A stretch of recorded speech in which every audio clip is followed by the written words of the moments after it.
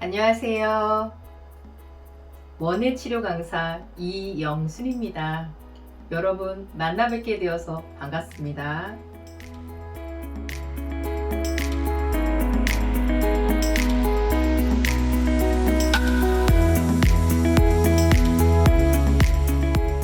반려 하면 흔히 반려동물을 떠올리게 됩니다. 하지만 반려동물만 있는 것이 아닙니다. 식물도 가족이자 친구입니다.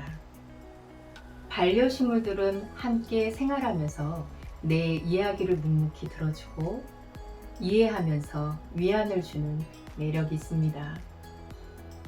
식물의 녹색은 마음을 안정시키는 효과가 있습니다. 때가 되어야 싹이 나고 꽃이 피고 열매가 맺히는 과정을 보면서 자연의 순응을 깨닫고 마음의 여유를 얻습니다. 또한 눈길과 손길을 주는 과정에서 자연스럽게 공감하고 의지가 됩니다. 초보 식물 집사들이 식물을 죽이는 가장 흔한 이유는 물주기 때문입니다. 하원에서 예쁜 꽃이나 식물을 살 때 우리가 가장 많이 하는 질문은 얘는 물을 얼마나 줘야 해요? 입니다. 그러면 듣게 되는 대답은 일주일에 몇 번 물을 주면 됩니다 라는 답변을 듣게 되죠. 그러나 그 말을 무작정 따르다 보면 식물은 서서히 죽게 됩니다. 식물은 흙이 적당히 말랐을 때 물을 줘야 식물 뿌리가 건강하게 잘 자랍니다. 물주기 3년이라는 말이 있습니다. 물주기는 단순해 보이지만 여러 정보를 종합해서 적당히 물을 줘야 식물이 오래도록 건강할 수 있습니다. 눈에 보이는 흙이 바싹 말라 있다고 해서 안쪽의 흙까지 모두 마른 건 아닙니다. 구름이 많은 날은 조심해야 하고 물을 줄 때는 항상 흙 속에 물길이 생기지 않도록 천천히 화분 전체가 물을 머금을 수 있도록 골고루 줘야 합니다. 그러나 적당이라는 건 언제나 어렵습니다. 모든 식물에게 적당함이 다 다르다는 사실까지 더해지면 적당은 더 어려워집니다. 단순히 이론적으로는 해낼 수 없는 일이 바로 물주기입니다.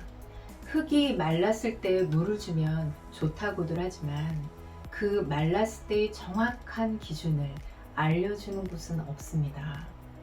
같은 식물이더라도 생육 조건에 따라 물 주기는 매우 달라지기 때문입니다. 그럼 그 적당함을 어떻게 알 수 있을까요? 식물에 따라 물을 좋아하는 친구도 있고 선인장처럼 물을 많이 주지 않아도 되는 친구들이 있습니다. 식물의 성향에 맞게 물을 주세요. 그리고 같은 종류의 식물이더라도 해가 잘 드는 창가에 있는지 햇빛이 부족한 곳에 있는지에 따라 물주기도 달라집니다. 항상 식물의 상태를 자세히 관찰하고 식물이 물을 필요로 할 때 충분한 양의 물을 주세요. 적당함이란 언제나 지키기 어려운 선입니다. 우리 아이들에게도 마찬가지입니다. 적당하지 못한 채로 우리의 관계는 쉽게 고장나 버립니다. 우리의 아이들에게도 적당함이 필요합니다. 아이들을 애정을 가지고 자세히 봐주세요. 식물 친구들은 한결같아요. 그저 자기 자리를 지키며 묵묵히 자기 일을 할 뿐입니다. 나를 잘 볼 필요도 없고 나를 치장하거나 애써 즐거운 표정을 짓지 않아도 괜찮습니다. 식물들은 내가 애정을 쏟은 만큼 정직하게 자라납니다. 우리의 아이들에게 식물 같은 친구가 되어주세요.